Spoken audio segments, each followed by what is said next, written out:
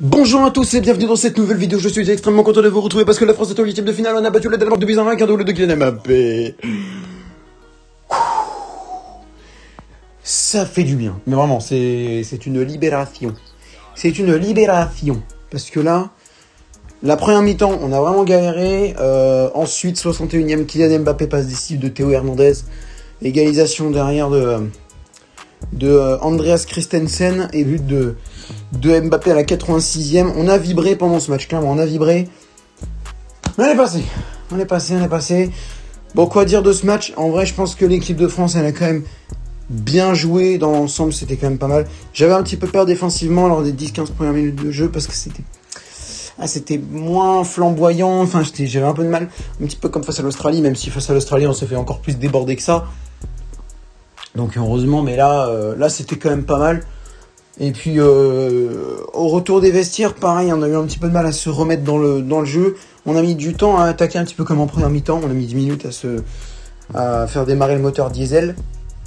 Mais derrière, ça a été quand même beaucoup mieux. On a réussi à marquer non seulement un but. Alors après, le problème, c'est qu'on s'en est pris un parce que on n'était pas assez concentrés. Et puis le Danemark, quand même, ils ont bien joué. Le Danemark, quand même, a encore bien joué. Heureusement, on les a battus cette fois. Mais ils ont quand même bien joué, les Danois. Et franchement, encore une nouvelle fois, bravo à eux. Je déteste jouer contre le Danemark.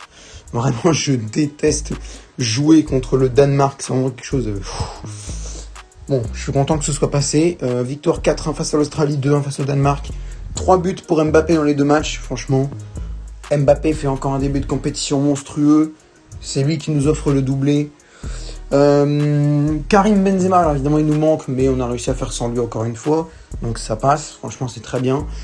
Maintenant face à la Tunisie il va falloir jouer la sécurité, essayez pas forcément de mettre que des grands joueurs, Mbappé, Griezmann, il faut laisser un petit peu se reposer, surtout qu'il y a pas mal de blessures en ce moment. J'ai pas envie de perdre Mbappé contre la Tunisie et de me retrouver comme un débile face à l'Argentine derrière. Donc moi je pense qu'il faut laisser un peu se reposer les gens, quitte à les faire rentrer un peu, mais genre que vers la 75e, un truc dans le genre quoi. Ou alors pas du tout, et en faire rentrer un ou deux seulement. Tu vois. Mais je pense que face à la Tunisie, il va falloir consolider tout ça. Maintenant, c'est quand même un bon match. Franchement, c'est quand même un bon match. On a stressé parce que ça a quand même duré longtemps, le 1 but partout. On a bien failli faire que match nul et ne pas réussir à être officiel. Enfin, on aurait été premier, mais ça aurait été... il aurait fallu absolument gagner face à la Tunisie pour s'assurer une première place, parce que le Danemark aurait pu l'avoir aussi, je crois. Le Danemark aurait eu 2 points. Ouais, ça aurait été un peu compliqué. Si, c'est l'Australie, quoi. Si l'Australie gagne contre le Danemark et que nous, on avait fait match nul face aux Danois, là, oui, on aurait dû faire une victoire obligatoire face aux Tunisiens. Là, c'est un match nul. Il nous suffit d'un match nul pour être premier. Donc, on est bien, même si après, si on peut aller chercher la victoire... moi, je pense que je prends, clairement.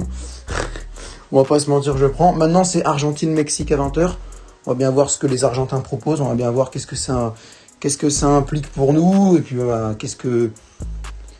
qu'est-ce qui va se passer maintenant, quoi. Comment on va gérer ces huitièmes de finale. On a brisé la malédiction, ça c'est cool. Parce que depuis quelques temps déjà, j'ai l'exemple de 2014, je crois, avec...